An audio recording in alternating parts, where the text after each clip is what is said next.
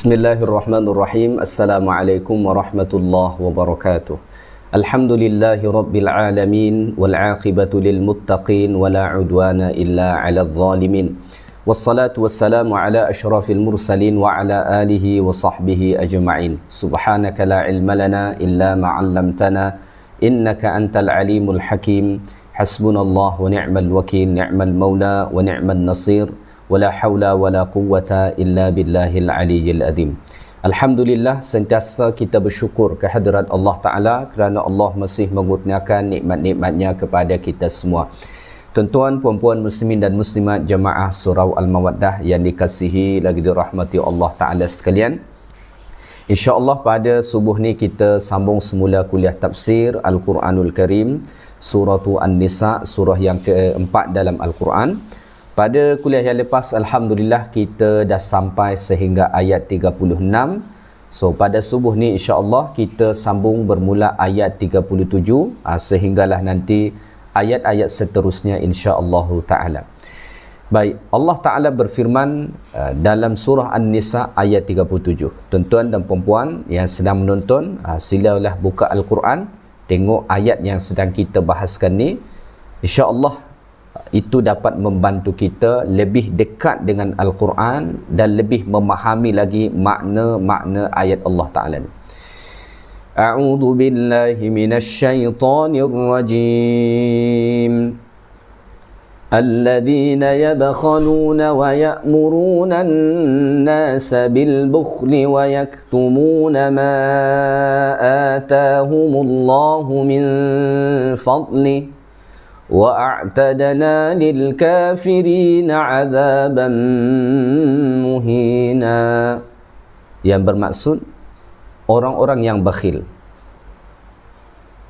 dan mereka menyuruh manusia supaya bakhil serta menyembunyikan apa-apa jua yang Allah berikan kepada mereka dari limpah kurnianya.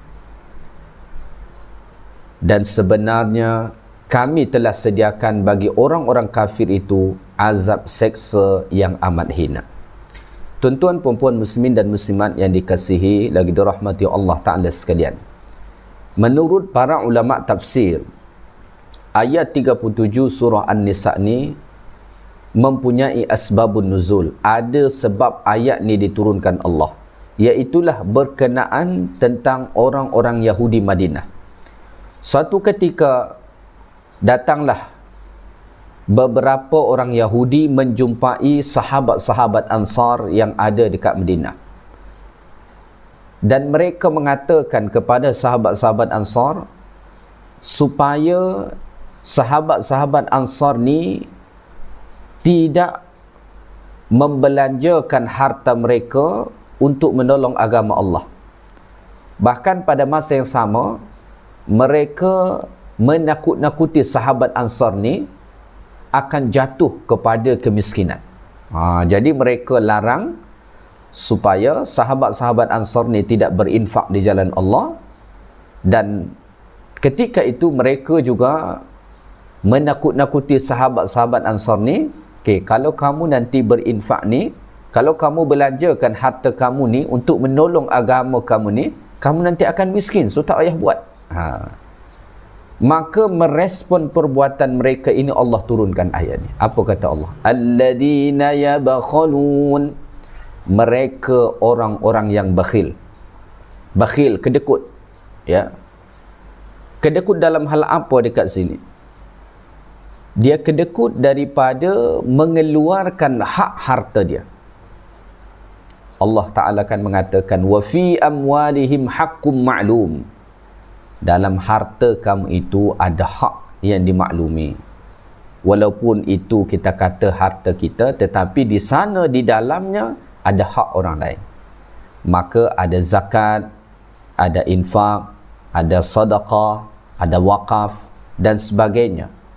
Artinya walaupun kita mengatakan itu adalah harta kita, itu adalah milik kita, tetapi di dalamnya ada hak orang lain. So alladhina yabkhalun, mereka orang-orang yang bakhil ni, ya, orang-orang yang kedekut ni, kata Allah Ta'ala, mereka bukan sekadar kedekut. Bahkan wa ya'murunan nasa bil bukhl.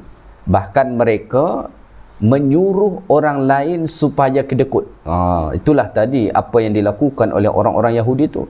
Mereka bukan sekadar kedekut, bahkan mereka menyuruh orang lain, iaitulah sahabat-sahabat Ansar, supaya kedekut, supaya tidak menginfakkan harta mereka di jalan Allah Subhanahu wa taala.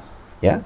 So daripada ayat ni para ulama menjelaskan fihi tahrimul bukhl. Ya. Berdasarkan ayat ni dapat kita ambil satu pengajaran, iaitulah haram bersifat bakhil, kedekut. Kedekut dalam hal apa? Kedekut ni kita pun kadang-kadang memahami secara am. Kadang-kadang orang kata kita kedekut dan sebagainya. Wa huwa man'u ada'il wajib. Yang dimaksudkan dekat sini kedekut, bakhil itu ialah dia tidak mahu menunaikan kewajipan dia. Ya, dalam harta kita ada kewajipan yang mesti kita tunaikan. Sama ada mungkin nama dia zakat, atau kita sebut infak, atau kita sebut sedekah dan sebagainya. Orang yang bakhil ni dia man'u ada'il wajib. Wa huwa man'u ada'il wajib. Dia menolak menunaikan kewajipan dia. Ya, dia tidak mahu. Bahkan ada lagi ulama mentafsirkan ayat ni dengan pentafsiran yang lebih am.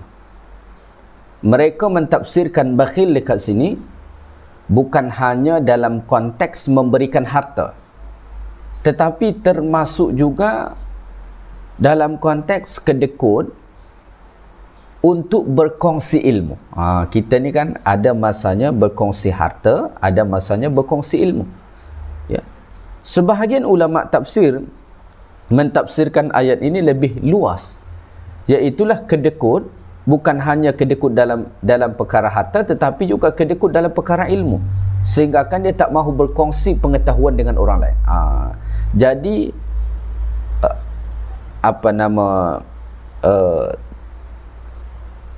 ayat Allah Ta'ala ni, ini semua menunjukkan bahawa Allah Ta'ala amat tidak menyukai sifat kedekut, sifat bakhil, iaitulah sifat yang melekat pada diri seseorang sehinggakan ia tidak mahu menunaikan sesuatu yang semestinya ia tunaikan.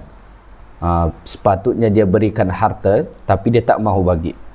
Sepatutnya dia mesti keluarkan infak, zakat dia dan sebagainya, tapi dia tak mahu keluar.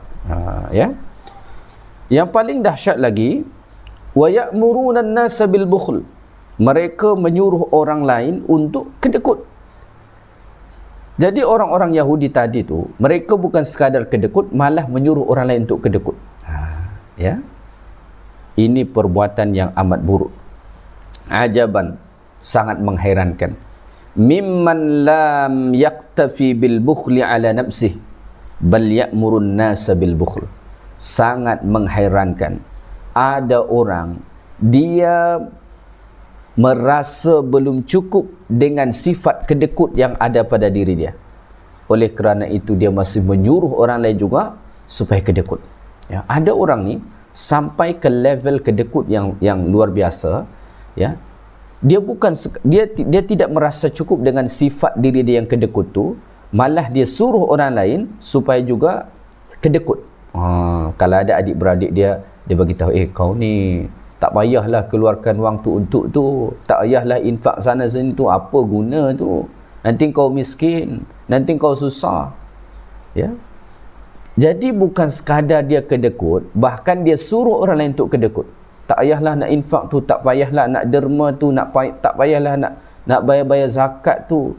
Kita pun banyak keperluan, dia kata, nanti kau susah dan sebagainya. Ya.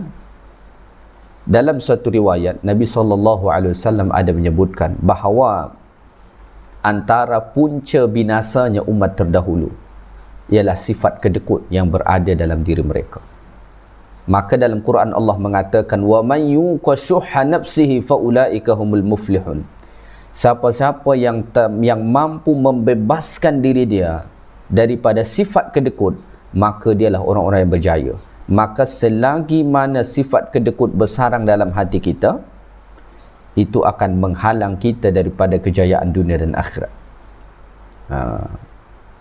Salah satu syarat utama supaya kita masuk kategori orang-orang yang berjaya dunia akhirat, kita dapat menyelamatkan diri kita daripada sifat kedekut. Sifat kedekut ni dia memberi impak yang sangat buruk. Ya. Kedekut ni dia bukan sekadar menghalang kita daripada memberi, tetapi juga mendorong kita untuk mengambil hatta sesuatu yang bukan hak kita. Ini sifat kedekut ni.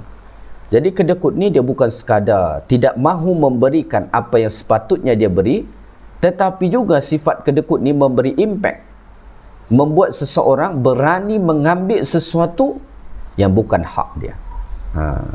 Kerana orang-orang yang kedekut ni biasanya mereka yang sangat gilakan dengan harta, tak pernah puas dengan harta, sangat takut dia kehilangan harta. Ya.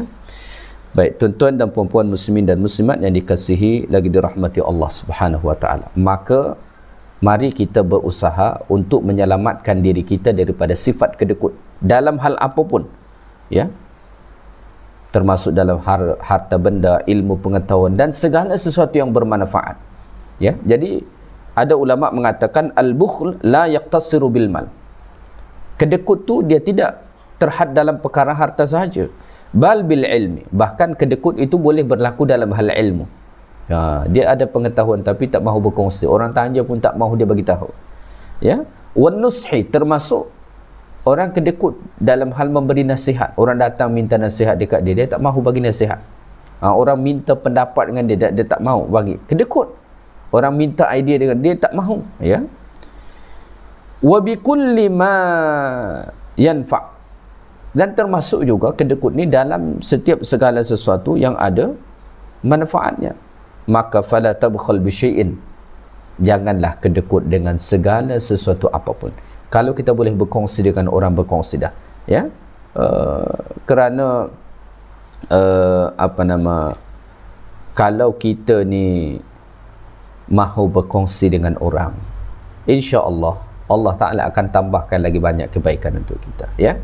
Baik, seterusnya Allah Ta'ala sebut pada ayat ni, wa yaktumuna ma atahumullahu min fadli, dan mereka menyembunyikan apa-apa yang telah Allah beri kepada mereka daripada kurnianya.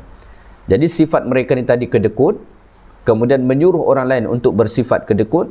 Dan yang ketiga, wa yaktumuna ma atahumullahu min fadli. Ya. Mereka menyembunyikan apa-apa yang telah Allah beri kepada mereka daripada kurnia Allah Ta'ala. Ayat ini tadi berkenaan tentang orang-orang Yahudi. Ya. Maka orang Yahudi pada masa dahulu mereka menyembunyikan ayat-ayat Taurat yang telah Allah turunkan kepada mereka, terutamanya ayat-ayat yang menjelaskan tentang sifat-sifat Nabi Muhammad sallallahu alaihi wasallam. Mereka sembunyikan. Ya. Namun ayat ni juga boleh kita fahami secara luas. Ya. Selain mereka bersifat kedekut dan menyuruh orang lain untuk kedekut, wa yaktumuna ma atahumullahu min fadlih, mereka menyembunyikan apa yang telah Allah beri kepada mereka. Sebahagian ulama tafsir mentafsirkan ayat ni ma atahumullah, maksudnya adalah kata mereka al-ilm, ilmu yang ada pada diri kita ni, pengetahuan yang kita ketahui sekarang ni, ini antara kurnia yang Allah beri kepada kita. Ya, antara kurnia yang Allah beri kepada kita, maka jangan tutup-tutupi, jangan sembunyikan. Ya, sharing dengan orang. Ya, berkongsilah dengan orang. Kerana kita tak akan merugi apabila berkongsi ilmu dengan orang lain.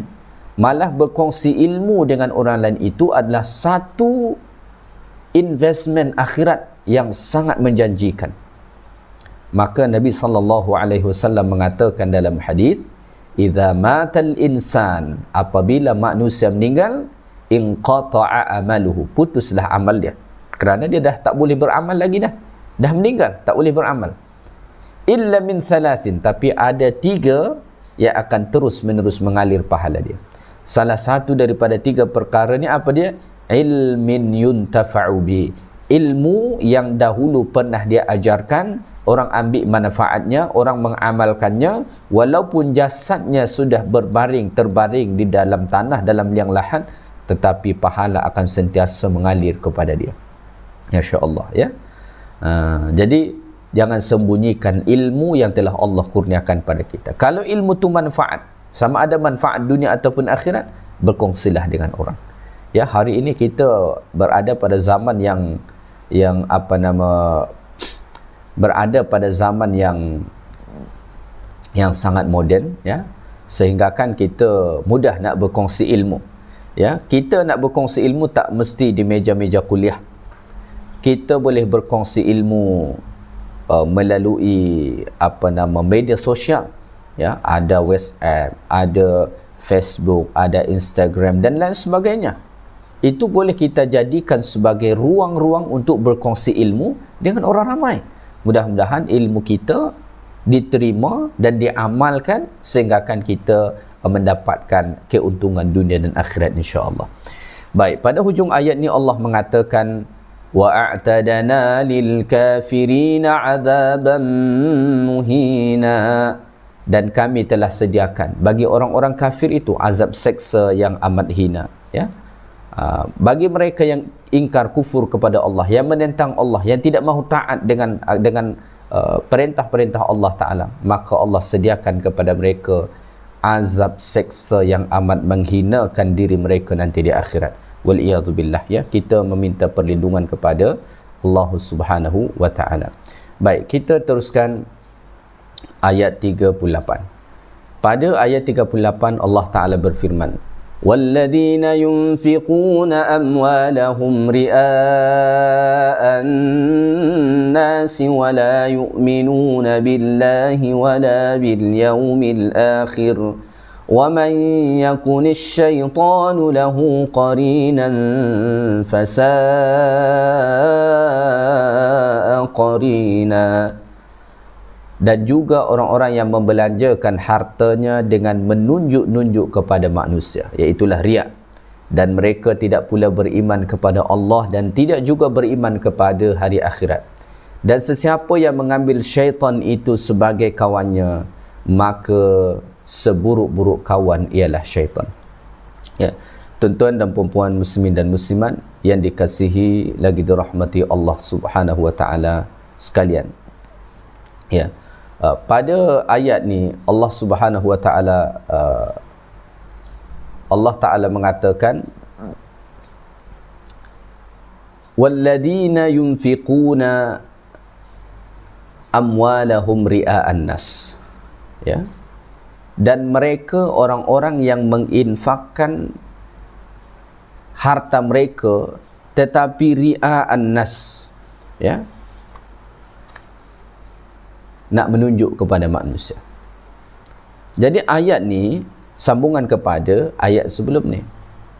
Jadi sebagaimana Allah Ta'ala sediakan azab, ya, pada hujung ayat 37 tadi kan Allah mengatakan wa'atadana lil kafirina azaban muhina, kami sediakan azab bagi orang-orang kafir, iaitulah azab yang sangat menghinakan, ya.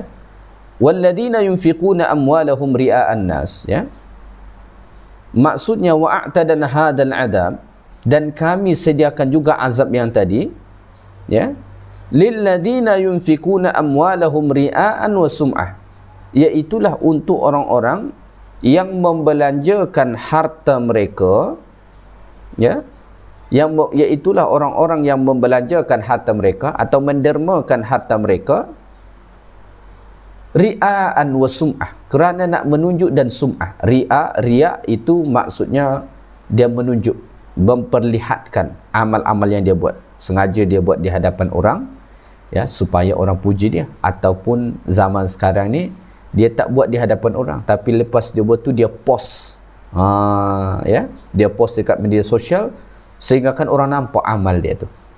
Ni riya nama dia, ya. Kalau sum'ah ni dia tidak memperlihatkan, tetapi dia perdengarkan, dia ceritakan kepada orang. Dia cerita pasal amal dia, kebaikan-kebaikan yang dia lakukan, ya. Maka sebagaimana orang-orang yang kufur kepada Allah dapat seksa yang amat hina di akhirat, maka orang-orang yang menginfakkan harta mereka kerana nak menunjuk, ya, ataupun kerana sum'ah, ya, nak memperdengarkannya sehingga akan mereka mendapatkan pujian, juga akan mendapatkan azab Allah, ya. Wala yu'minuna billahi wala bil yaumil akhir wala yusaddiquna billahi i'tiqadan wa amalan wala bil yaumil akhir. Ya, selain mereka ini riya dalam berinfak, mereka juga tidak beriman kepada Allah Ta'ala dan juga tidak beriman kepada hari akhirat. Jadi Allah menyatakan dekat sini, ya, setelah Allah Ta'ala sebut mereka riya, lalu Allah mengatakan wala yu'minuna billahi wala bil yaumil akhir, dan mereka tidak beriman kepada Allah dan hari akhirat. Maksudnya laisa infaquhum sadiran an ikhlasin wa imanin billahi wa raja'in sawabihi.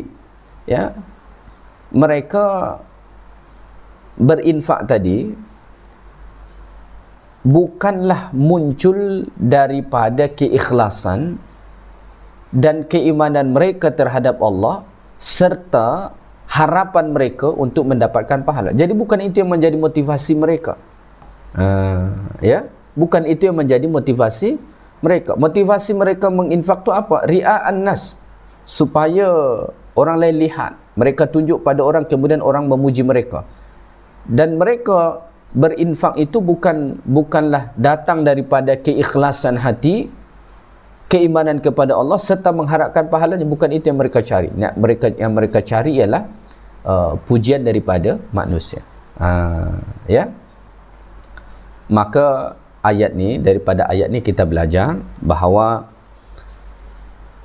Allah Subhanahu wa taala mewajibkan kita supaya melakukan amal ibadat, terutama dalam infak misalnya, untuk ikhlas. Allah Ta'ala sebut dalam Quran, وَمَا أُمِرُوا إِلَّا لِيَعْبُدُوا اللَّهَ مُخْلِصِينَ لَهُ الدِّينَ. Kita hanya diperintahkan untuk mengikhlaskan ibadat-ibadat kita untuk Allah Subhanahu wa taala. Dalam hadis yang diriwayatkan oleh Al-Imam Muslim, Rasulullah sallallahu alaihi wasallam bersabda dalam hadithul qudsi, qala Allah tabaraka wa taala, Allah Ta'ala berfirman, kata Allah, ana agna syuraka, yani syirk. Allah Subhanahu wa taala tidak mempunyai sebarang sekutu, tak ada sekutu bagi Allah. Man amila amalan asyraka fihi ma'i ghairi, maka sesiapa yang melakukan satu amalan kemudian ia menyekutukanku, kata Allah Ta'ala, dengan selainku, artinya dia tidak ikhlas. Dia melakukan ibadat, lisan dia mengatakan untuk Allah, tapi hati dia untuk manusia, supaya dipuji, supaya dilihat, supaya disanjung dan sebagainya, maka taraktuhu wa syirkahu, aku tinggalkan dia dan sekutunya. Maka dalam riwayat yang lain dikatakan, nanti di akhirat Allah Ta'ala akan mengatakan kepada orang-orang yang tidak ikhlas dalam melakukan amal ibadat, pergilah minta pahala kebaikan yang kamu buat kepada orang yang dahulu kamu melakukan ibadat untuknya. Maka seandainya kita beribadat kerana manusia sekarang ni, maka di akhirat nanti Allah akan suruh pergi minta dekat dia. Pergi minta dekat dia ganjaran amal yang kamu buat. Allah tak nak bagi. Kenapa? Kerana kita tidak ikhlas. Maka syarat utama supaya ibadat kita diterima Allah Ta'ala adalah ikhlas. Kalau kita tak ikhlas, maka ibadat kita tak akan pernah diterima oleh Allah Subhanahu wa taala. Ya. Baik. Riya dalam melakukan amal ibadat ni dan ketiadaan ikhlas, iman kepada Allah serta mengharapkan pahalanya, ya, fahadha min khutuwati syaitan. Inilah antara tipu daya syaitan wa a'malihi allati yad'u hizbahu ilaihi liyakunu min ashabis sa'ir. Inilah tipu daya syaitan. Jadi syaitan pertama, dia akan menghalang kita melakukan kebaikan. Misalnya ni kita nak berinfak ni, syaitan tu dia akan larang kita, dia akan goda kita, dia akan buat waswas supaya tidak berinfak. Maka Allah sebut dalam Al-Quran, asyaitanu ya'idukumul faqr. Syaitan itu menakut-nakuti kamu akan jadi miskin. Maka kalau kita hendak bersedekah atau berinfak, dia akan bisik, tak payahlah, nanti kamu miskin, wang kamu nanti berkurang dan sebagainya. Kalau kita lawan, saya tetap nak berinfak, apa kerja syaitan seterusnya? Dia akan berusaha macam mana supaya kita tidak ikhlas. Kita dah lawan ni, tapi dia akan bisik kepada kita, dia akan buat was-was sehingga kita tidak ikhlas dalam melakukan amal ibadat tu. So kita pun dia bisiklah, tunjuklah di hadapan orang, post lah, share lah, nampakkanlah.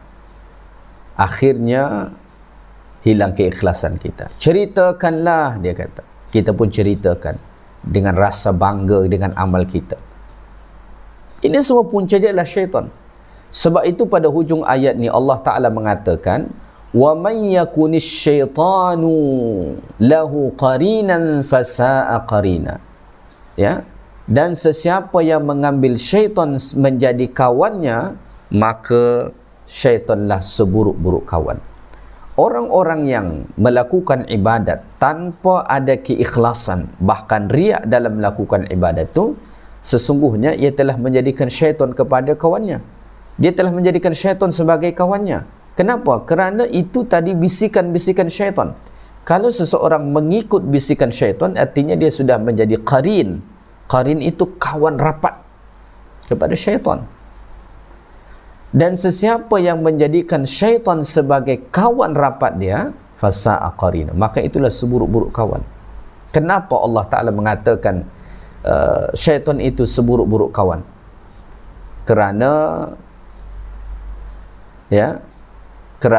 alladhi yuridu ihlaka man qaranahu wa yas'a fihi ashadd as-sa'i. Kerana syaitan dia hanya ingin menyesatkan, membinasakan orang-orang yang menjadikan dia sebagai kawan, dan dia bekerja keras untuk itu. Syaitan dia tidak pernah menginginkan kebaikan kepada kita. Dia hanya menginginkan keburukan, kebinasaan, kehancuran kepada kita. So oleh kerana itu, kalau ada manusia dia menjadikan syaitan sebagai kawan dia, maka sesungguhnya ia telah mengambil kawan yang paling buruk. Kerana berkawan dengan syaitan hanya menginginkan keburukan untuk kita. Bukan sekadar dia ingin, dia bahkan bekerja keras macam mana supaya kita tergoda, macam mana supaya kita hancur, macam mana supaya kita masuk ke dalam api neraka Allah. Kalau berkawan dengan orang yang punya keinginan macam tu, maka itulah kawan yang paling buruk. Maka dalam ayat ni Allah mengatakan, wa man yakunish syaitanu lahu qarinan fasa'a qarina. So oleh kerana itulah salah satu cara menghadapi bisikan-bisikan syaitan ini, ikhlaskan niat kita dalam melakukan segala amal ibadat. Apabila iblis la'natullahi alaih dahulu bersumpah di hadapan Allah hendak menyesatkan seluruh anak keturunan Adam ni, dia ada mengecualikan illa ibadakal mukhlasin, melainkan hamba-hambamu yang ikhlas. Maka orang-orang yang ikhlas dalam melakukan amal ibadat, syaitan dia tak akan mampu untuk menggodanya. Maka kita berusaha untuk ikhlas. Jangan campurkan niat ibadat kita untuk Allah dengan niat-niat yang lain. Ya. Ada satu doa daripada Mutarrif bin Abdullah. Mutarrif bin Abdullah, dia berdoa kepada Allah macam ni. Allahumma inni astaghfiruka. Ya Allah, aku minta ampun kepadamu. Mimma za'amtu anni uridu bihi wajhak. Daripada amal ibadat yang aku mendakwa bahawa aku melakukan itu bertujuan untuk engkau. Fa khalata qalbi minhu ma qad alimt. Tetapi kemudian hatiku mencampuri dengan niat yang lain. Kita kadang-kadang macam ni. Kita kadang-kadang dah berusaha ni, untuk mengikhlaskan ibadat kita kepada Allah. Tapi dalam kita melakukan ibadat ni, masuk bisikan-bisikan syaitan, masuk keinginan-keinginan untuk riya, untuk sum'ah, untuk membanggakan diri dan sebagainya. Maka kita perlu meminta ampun kepada Allah, supaya Allah Ta'ala ampunkan kekurangan-kekurangan kita tu. Allahumma inni astaghfiruka mimma za'amtu anni uridu bihi wajhak fa khalata qalbi minhu ma qad alimt. Ya, kita sudah mendakwa bahawa aku sembahyang ni untuk Allah, tapi kadang dalam hati kita ada bercampur yang lain, ingin dipuji, ingin disanjung, ingin dikatakan hebat, taat, zuhud dan sebagainya. Dan itu semua dapat merosakkan amal ibadat yang kita lakukan, ya. Baik, kita teruskan ayat Allah Ta'ala yang ayat yang ke-39 dalam surah An-Nisa ni. Allah Subhanahu wa Ta'ala berfirman, "Wa madza 'alaihim law amanu billahi wal yawmil akhir wa anfaqu mimma razaqahumullah wa kana Allahu bihim 'alima." Dan apakah kerugian yang akan menimpa mereka jika mereka beriman kepada Allah dan hari akhirat, serta mereka mendermakan sebahagian harta yang telah dikurniakan Allah Ta'ala kepada mereka.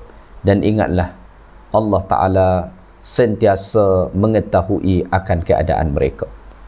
Baik, pada ayat ni Allah Subhanahu wa Ta'ala menyatakan, wa madza alaihim, apa kerugian, apa keburukan yang akan menimpa mereka. Lau amanu billahi wal yaumil akhir, seandainya mereka beriman kepada Allah dan hari akhir, ada tak keburukan, ya, kesukaran yang akan menimpa mereka seandainya mereka beriman kepada Allah dan hari akhirat? Iaitulah dalam melakukan ibadat tadi ikhlas, ya.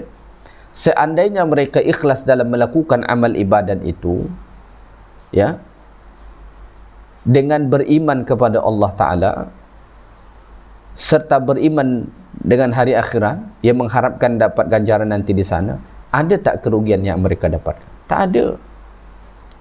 Malah yang ada keuntungan. Ya, orang tidak ikhlas dia merugi. Kalau dia ikhlas dia akan beruntung. So kenapa manusia tidak memilih ikhlas? Sebab tu Allah Ta'ala sebut pada ayat ni, wa madza 'alaihim law amanu billahi wal yaumil akhir wa anfaqu mimma razaqahumullah. Apa agaknya kerugian yang akan mereka dapatkan seandainya mereka ikhlas dengan beriman kepada Allah dan beriman kepada hari akhirat, yang mana nanti di sana Allah memberikan ganjaran. Wa anfaqu mimma razaqahumullah, dan mereka menginfakkan sebahagian apa yang telah Allah rezekikan kepada mereka. Ada tak sebarang kerugian yang mereka dapatkan? Ada tak sebarang kesukaran? Jawapannya tidak ada. Ya, jawapannya tidak ada. Malah yang mereka dapatkan keuntungan. Cuma dalam realitinya, ramai manusia yang memilih kerugian tadi berbanding sesuatu yang menguntungkan dia. Ramai manusia yang memilih tidak ikhlas dalam melakukan amal ibadat berbanding ikhlas. Ya. Ramai manusia yang merasa merugi kalau kebaikannya tidak diketahui oleh orang. Padahal tak ada kerugian. Kalau amal-amal ibadat kita tak diketahui orang, tak dilihat orang, tak didengar orang, tak ada sebarang kerugian bagi kita. Ya. Maka tak perlu kita cerita, kita tunjuk kepada orang atau membangga-banggakan ibadat kita, tak perlu. Wa kana Allahu bihim alima, wa kana Allahu bihim alima, dan Allah Ta'ala Maha mengetahui tentang mereka. Walamma kana al-ikhlasu sirran bainal 'abdi wa bain rabbih, apabila keikhlasan itu rahsia antara hamba dengan Allah, la yadliu alaihi illallah, tidak ada yang mengetahuinya melainkan Allah, akhbara ta'ala bi'ilmihi bijamil ahwal, maka pada hujung ayat ini Allah mengkhabarkan bahawa Allah Ta'ala mengetahui segala-galanya. Niat yang ada dalam hati ni hanya Allah Ta'ala saja yang tahu. Kita boleh mengatakan kepada semua orang, saya ikhlas melakukan ibadat, tapi mereka tidak pernah tahu hakikat yang ada dalam hati kita. Allah Ta'ala sahaja yang paling tahu hakikat yang ada dalam hati kita ni. Kalau kita ikhlas, Allah Ta'ala tahu bahawa kita ikhlas. Kalau kita tak ikhlas, juga Allah Ta'ala pasti tahu bahawa sebenarnya kita tidak ikhlas dalam melakukan amal ibadat tadi. Ya? Baik, kita teruskan ayat 40. Pada ayat 40 Allah Ta'ala mengatakan, Inna Allah la yadhlimu mithqala dharrah wa in taku hasanatan yudha'ifha wa yu'ti min ladunhu ajran 'azima. Sesungguhnya Allah tidak sekali-kali menganiaya seseorang sekalipun seberat zarrah. Dan kalaulah amal yang seberat zarrah itu, iaitu amal kebajikan, nescaya akan menggandakan dan akan memberi dari sisinya pahala yang amat besar. Pada ayat ini Allah Ta'ala mengatakan, innallaha la yadhlimu mithqala dharrah. Allah tidak akan menzalimi walau seberat zarrah, kerana Allah mengharamkan sifat zalim terhadap diri Allah. Inni haramtu zulma ala nafsi, kata Allah dalam hadithul qudsi, sesungguhnya aku mengharamkan kezaliman ke atas diriku. Maka pada ayat ini Allah mengatakan, seberat zarrah pun Allah tidak pernah menzalimi hamba. Dalam hal ini, dalam hal apa dia? Dalam hal ibadat. Sehingga kan Allah Ta'ala tidak akan pernah mengurangkan ganjaran amal ibadat yang dilakukan oleh manusia. Begitu juga Allah Ta'ala tidak akan pernah menambahkan daripada dosa yang dilakukan manusia. Allah itu Rabb yang Maha Adil. Ya. Oleh kerana itulah, la tahtakir al-hasanat as-saghirah. Jangan pernah pandang remeh kebaikan yang kecil. Wala sayyi'ati as-saghirah, wala sayyi'ati as-saghirah. Begitu juga jangan pernah pandang remeh keburukan yang secara zahirnya nampak kecil, kerana Allah itu Maha Adil. Sekecil apapun kebaikan yang kita buat, pasti Allah beri ganjaran. Sekecil apapun keburukan yang kita buat, pasti Allah Ta'ala beri balasan. Ya. Kemudian kata Allah, wa in taku hasanatan, dan kalaulah amal kebaikan itu yang dia lakukan, yudha'ifha, Allah Ta'ala malah melipat gandakan. Kalau kita melakukan amal kebaikan, Allah Ta'ala lipat gandakan. Maka dikatakan Allah Ta'ala memberi ganjaran antara 10 sampai 700 kali ganda. Kalau kita buat satu kebaikan, minimum Allah Ta'ala beri ganjaran 10, bahkan sampai 700 kali ganda. Allah tidak pernah membalas satu kebaikan dengan kebaikan. Ini satu rahmat Allah Ta'ala kepada kita. Maka pada ayat ini Allah mengatakan, wa in taku hasanatan yudha'ifha. Kalau yang dilakukan itu kebaikan, maka Allah lipat gandakan ganjarannya. Bukan sampai di situ, wa yu'ti min ladunhu ajran 'azima. Bahkan Allah Ta'ala akan mendatangkan, ya, dari sisinya pahala yang amat besar, iaitulah syurga Allah Subhanahu wa Ta'ala. Ya. Tuan-tuan dan puan-puan muslimin dan muslimat yang dikasihi lagi dirahmati Allah Subhanahu wa Ta'ala sekalian, mungkin sampai sini saja kuliah kita pada subuh ni, ayat 37 sampai ayat 40 surah An-Nisa ni. Moga-moga Allah Ta'ala selamatkan kita daripada sifat kedekut dan menyembunyikan nikmat-nikmat yang telah Allah kurniakan kepada kita. Ya. Pada masa yang sama, kita berharap supaya Allah Ta'ala menjadikan kita hamba-hambanya yang ikhlas dalam melakukan segala amal ibadat, sehingga akan kita mendapatkan ganjaran terbaik nanti daripada Allah Subhanahu wa Ta'ala.